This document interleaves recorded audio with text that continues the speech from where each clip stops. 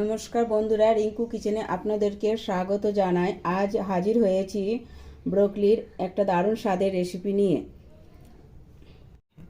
আমার মতো একবার আলু মটরশুঁটি দিয়ে ব্রোকলি রেসিপি বানিয়ে দেখুন, খেতে অসাধারণ লাগবে। সাবস্ক্রাইব যদি না করা থাকে আমার চ্যানেলটা সাবস্ক্রাইব করার অনুরোধ রইল। এবার আমি ব্রোকলিটা মাঝারি সাইজে কেটে নেব।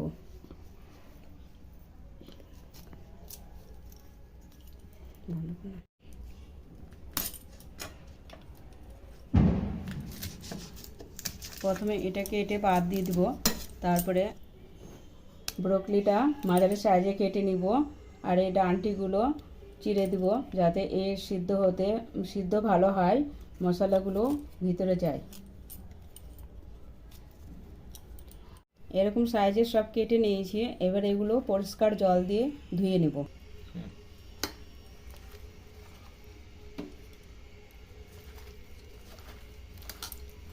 এগুলো ভালো করে ধুয়ে জল ঝরাতে দেব। দুবার ধুয়ে নিলাম ব্রোকলিটা। রান্নার জন্য কড়াই বসিয়ে দিয়েছি আমি। এরপরে কড়াইটা গরম হলে সরষের তেলে রান্না হবে। সরষের তেল দিয়ে দিব অল্প পরিমাণে। তেলটা পুরো কড়াতে আমি এরকমভাবে হিলে নেব। এরপরে জল ঝরে রাখা ব্রোকলিগুলো দিয়ে দিব। ব্রোকলিগুলো হালকা সা নাড়াচাড়া করে নিতে হবে মিডিয়াম আঁচে। সামান্য পরিমাণে লবণ দিতে হবে। লবণ দেওয়ার পরে এটা হালকা নেড়ে ঢাকনা লাগিয়ে রাখতে হবে। এবার ঢাকনা তুলে নেড়ে দিতে হবে। এটা খুব বেশি রাখা যাবে না, কারণ এটা সিদ্ধ হয়ে গেলে না এর স্বাদটা ভালো লাগবে না খেতে। এগুলো ব্রোকলিগুলো প্রায় ভাজা হয়ে গেছে। এবার আমি নামিয়ে ফেলবো। এবার এই কড়াইয়ের মধ্যে অল্প পরিমাণ তেল দিব। দেওয়ার পরে ডুমো করে কেটে রাখা আলু দিয়ে দিব। সামান্য পরিমাণে লবণ দিয়ে আলুগুলো ভেজে নিব।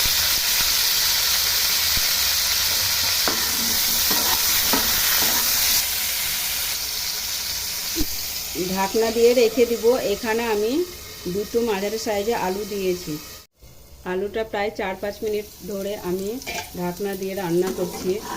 এরপরে একটু নাড়াচাড়া করে আলুটাকে ভেজে নিব।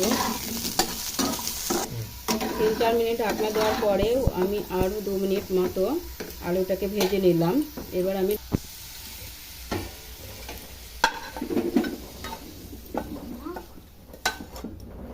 এবার একটু বেশি পরিমাণে তেল দিব। তেল দেওয়ার পরে তেল গরম হলে জিরে দিব। জিরে দেওয়ার পরে হাফ চামচ মতো হিং দিব। হিং দেওয়ার পরে দুটো কাঁচা লঙ্কা কুচি করে রেখেছি সেটা দিয়ে দিব। এর মধ্যে দুটো মাঝারি সাইজের পেঁয়াজ কুচি দিব। সামান্য পরিমাণে লবণ দিব পেঁয়াজটা তাড়াতাড়ি ভাজার জন্য।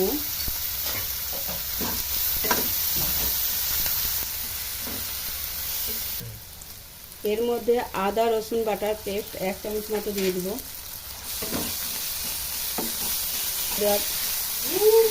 এটা দিয়ে একটু হালকা নেড়ে নিব।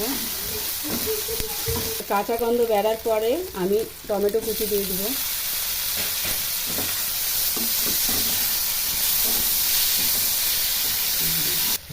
এর মধ্যে সামান্য লবণ দিব যাতে টমেটোটা গলে যায়। এরপরে 2-3 মিনিট আমাকে মশলাটা ভালো করে নাড়তে হবে যাতে পুরো কাঁচা গন্ধটা বেড়ে যায়। এই দেখুন টমেটো পেঁয়াজটা কি সুন্দর মশলাটা ভালোভাবে ভাজা হয়ে গেছে। এবার আমি গুঁড়ো মশলাগুলো দিয়ে দেবো। এর মধ্যে 1 চামচ মতো লঙ্কার গুঁড়ো, হাফ চামচ মতো হলুদ গুঁড়ো, 1 চামচ ধনে গুঁড়ো, জিরে গুঁড়ো হাফ চামচ। এর মধ্যে কসুরি মেথিটা গুঁড়ো করে দিয়ে দেবো 1 চামচ মতো। কসুরি মেথিটা দেওয়ার জন্য এর স্বাদটা খুব ভালো লাগবে। এবার আমি নাড়াচাড়া করে নেব। হাফ কাপ মতো গরম জল আমি করে রেখেছি, এখানে অল্প অল্প পরিমাণে দিয়ে মশলাটা ভালোভাবে কষে নেব। জলটা অল্প অল্প পরিমাণে দিয়ে মশলাটা ভালোভাবে কষে নিতে হবে। এই দেখুন মশলাগুলো ভালোভাবে কষা হয়ে গেছে। এবার আমি এর মধ্যে মটরশুঁটি দিব। আমি হাফ কাপ মতো মটরশুঁটি ছাড়িয়ে রেখেছি। মটরশুঁটি দিয়ে ভালোভাবে নেড়ে নিব। এর মধ্যে ভেজে রাখা আলুগুলো দিয়ে দিব।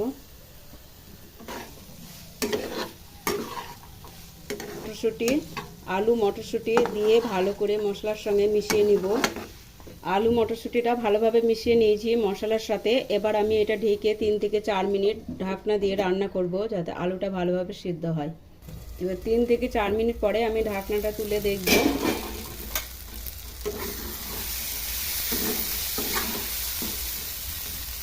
আলু দেখুন আমার আলুটা ভালোভাবে সিদ্ধ হয়ে গেছে। এর মধ্যে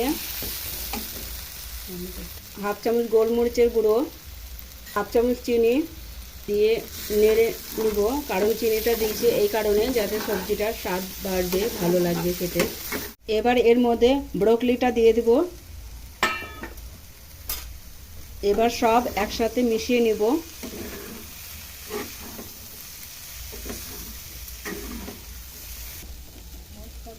ব্রোকলিটা লাটতে দিলাম এই কারণে ব্রোকলির স্বাদটা বজায় থাকবে। এই রান্নাটা আমার গরম জলে হচ্ছে, তার জন্য আমি এখানে 1.5 কাপ মতো গরম জল দিয়ে দিব। এবার মিশিয়ে নিব একসাথে। এবার স্বাদ অনুসারে লবণ দিব।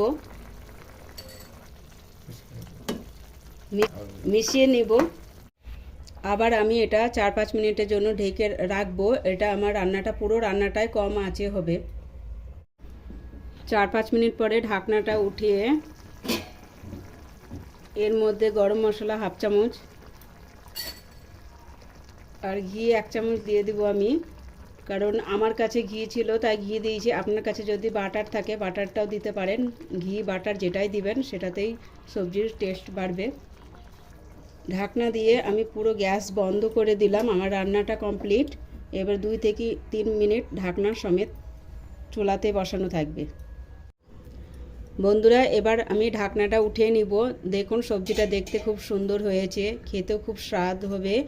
আমার মতো একবার বানিয়ে দেখবেন। ভালো লাগলে ভিডিওটাকে লাইক, শেয়ার, সাবস্ক্রাইব করবেন।